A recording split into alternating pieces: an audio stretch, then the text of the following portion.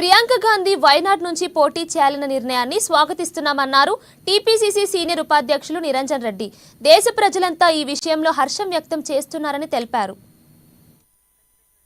రాహుల్ గాంధీ కలిస్తే దేశంలోని అత్యధిక మెజార్టీతో గెలుస్తారని చెప్పుకొచ్చారు. దేశంలో రాహుల్ గాంధీ చేసిన పర్యటనతో మోదీ వెన్నులో చలి పుట్టిందని విమర్శించారు. భవిష్యత్తులో ఎన్నికలు వస్తే కాంగ్రెస్ విజయాన్ని సాధిస్తుందని నిరంజన్ రెడ్డి ధీమా వ్యక్తం చేశారు.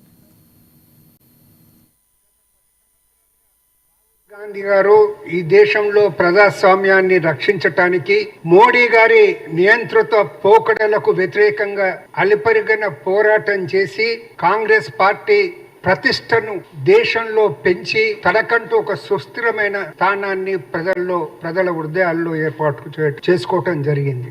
ఆయన కృషి వలన ఇండియా కూటమికి పరపతి పెరగటమే కాకుండా మోడీకి ముచ్చెమటలు పట్టే విధంగా చేశామనే విషయం కూడా మనమందరం చూసాం. ప్రియాంక గాంధీ గారు ఇప్పటికే దేశవ్యాప్తంగా ఎన్నికల ప్రచారంలో సుడిగాలిలా పర్యటిస్తూ దేశ ప్రజల మనసులపై ఒక చెరగని ముద్ర వేయటం జరిగింది.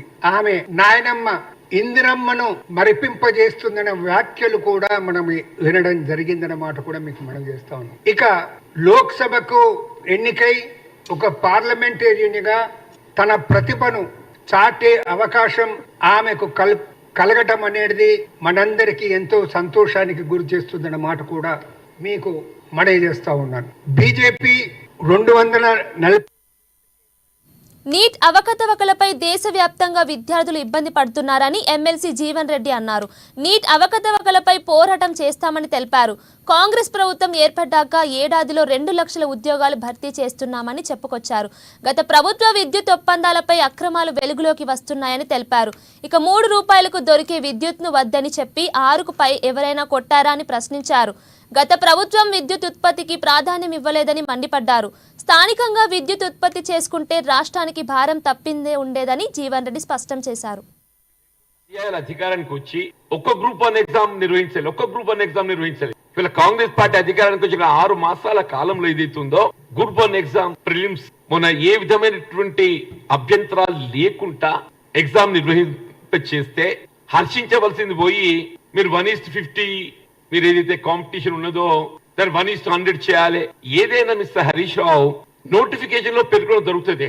Any job recruitment public service commission ఏదైతే ఉందో వాస్తవానికి గ్రహించకుండా ఎక్కడ ఇప్పుడు విద్యుత్ ఆరోపణలు ఏదైతే వస్తున్నాయో వాళ్ళు యాదాద్రి పవర్ ప్రాజెక్ట్ సంబంధించే గానీ గత ప్రభుత్వంలో చేపట్టబడ్డాడు విద్యుత్ కొనుగోళ్ల సంబంధించినటువంటి అవకతవకలు అవినీతి ఆరోపణలే గాని ఆధారాలతో వెళ్లికి వస్తుంటే వాటిని ఏ విధంగా దారి మళ్లింపు చేయాలి. ఇలా రాష్ట్రంలో చర్చ దేనిపై కొనసాగుతుంది.